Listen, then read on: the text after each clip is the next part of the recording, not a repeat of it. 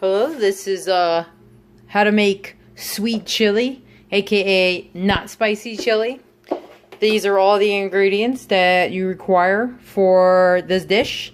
I like it nice and thick.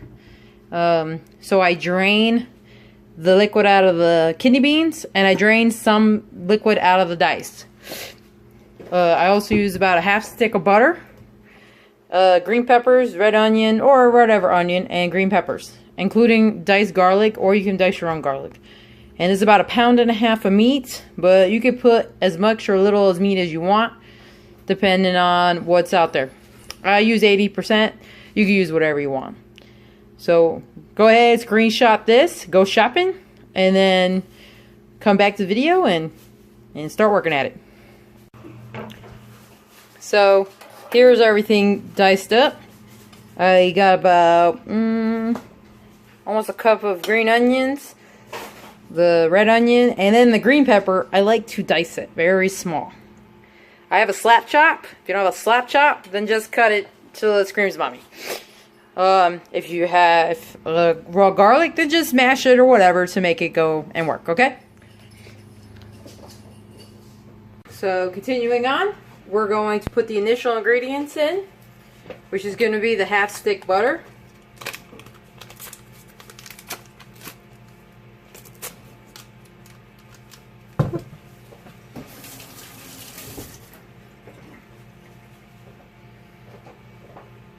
You can put 1/4 stick if you want, or less. You don't have to put this much butter in here.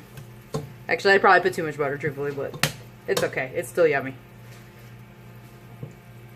You can also use oil if you want to. Not a lot, just a little. Some extra virgin. We're going to roast some garlic in here before we put in the other ingredients. Get it nice and garlicky. It's just a nice little backbone flavor to what you're doing.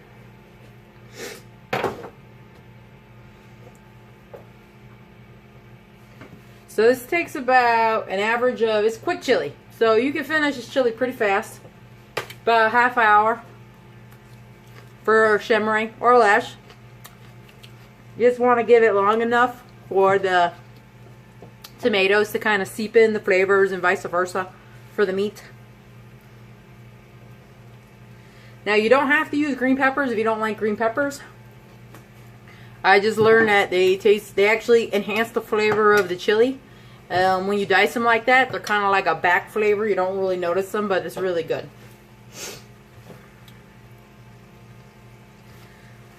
Now we're going to put in the meat.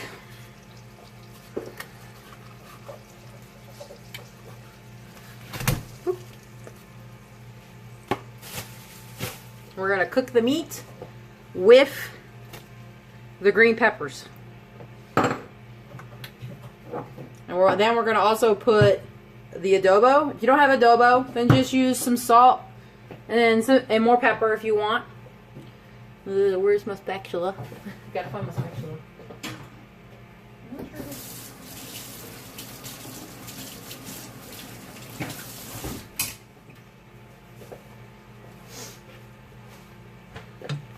Now this is a pretty hearty meal. I usually pair it with rice. Some people like pairing it with chips, hot dogs. You can even have it in a sandwich. Because it's not spicy, it's good for the kids, so fill you up. Now you can get away with 1 pound of meat with the 3 cans of the ingredients. But if you want a little bit more meaty, just go as much meat as you want. This is about 1.5 pounds.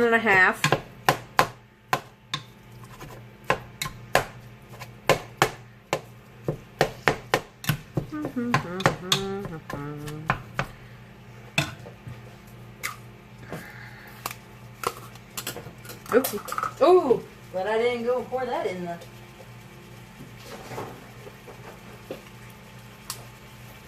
Yeah, it's not going to pop off, is it? We're going to throw in some adobo. You don't want to go too crazy with it, because it is salt. Salt, pepper, and garlic pepper. And then pepper. And I'm going to cook all these ingredients together until the hamburger meat is done.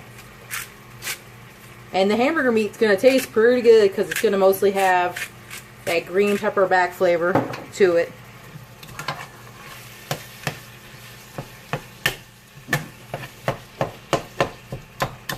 So we're going to pause the video so this can cook until it's ready to go. And then once your meat is done, start the video again.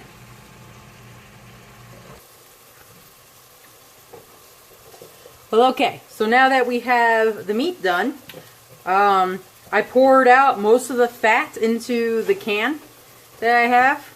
That's about a cup of fat that I took out of there. I usually will just put the lid on it, drain it out, or you can just use a spoon and take out as much fat as you can. So now that that top part's done, we're going to put in the onions and the green onion. We're going to let that sit and cook for not too long. I really want a green onion.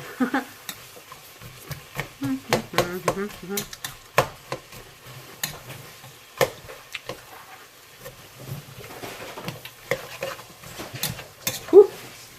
That was a spicy one. Now, before you actually put in all the vegetables, you do want to taste your meat. You want to make sure you didn't overspice it, or if it needs a little bit more. You'll definitely taste the green peppers in that. Now for this, you definitely want to have a lid, mostly so you don't get sauce all over the place as it's cooking. And then when we get to the next step, don't forget, you're going to drain your beans. I use dark red kidney beans, but you can use whatever beans you like. Tomato paste and I use diced. You can use whatever version of diced that you want. It gives it a nice chunky thing going to it. I did use partially the recipe on the back of the bushes thing, but it also tells you to add a bunch of spices and whatnot. No one wants any of that.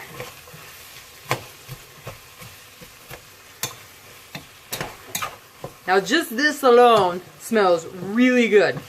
I do have this on medium heat. Let's put some more meat. And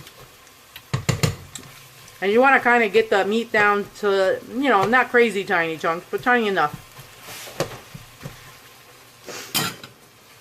And let that cook for like a minute. We'll leave the video on.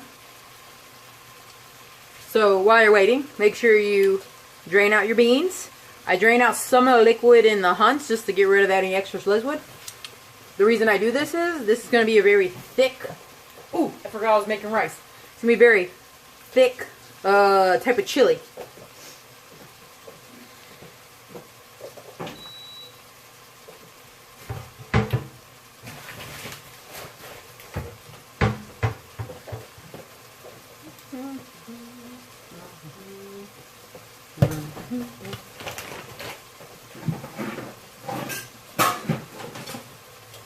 And on the side, I'm currently making some white rice, buttered white rice to go with it. We'll show you how that looks at the end of the video. Oh. Okay, now that we gave this a minute to kind of absorb flavors, now we're going to put in all the other ingredients. So pretty much you're only going to use what's in the cans for the rest of the recipe.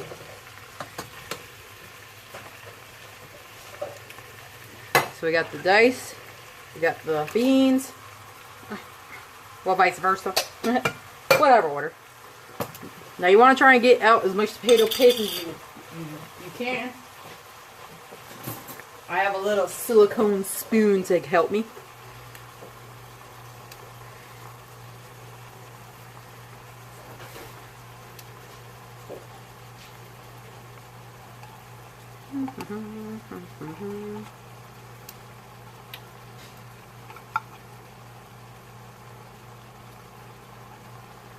It's really easy to double this recipe up. I've actually tripled it up to feed a lot of people at one time. It went really fast. It actually goes pretty good with those Frito scoops. So So you can see it's not gonna be, it's not very saucy. It's not a very saucy chili, but it looks pretty colorful right now, right? Now you can add any other vegetables you want in it. For the moment, this is the combination that I've found. I just added the green peppers recently. I really enjoy them. I want to get all the ingredients mixed in there really nicely. It's always good to use a flat spatula, holeless spatula. Don't use holes because it'll get stuck all up in there.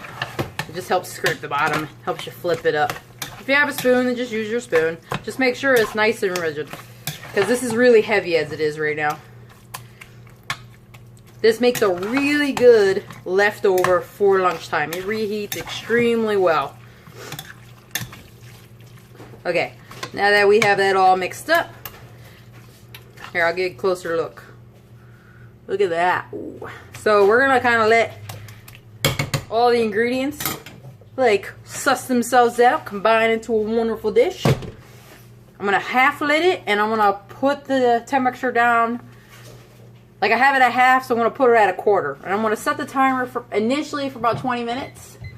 See how it looks, and then I'll probably add some more time. So we're gonna see what it looks like at the end of 20 minutes. If you don't think it's combined enough, then just go ahead and do a little bit more, or do a little bit less. And if it goes horribly wrong, I'm just going to cut this part of the video out. But see how I have the lid halfway? The reason I want to do this is to let the water out of it, because I want to make it nice and thick. So allowing it to simmer and do this is really good for the chili. So I'm going to stop. I'm going to pause the video now. You can go ahead, let it cook, and then I'll show you the end result, or you can just see the end result, and then you'll be good, and you'll have delicious chili. Well, here you go. Here is the end result of the chili. Look how thick it is. Look at this. This is pretty thick. I like to pair it with rice. So I hope your chili comes out really good, and enjoy.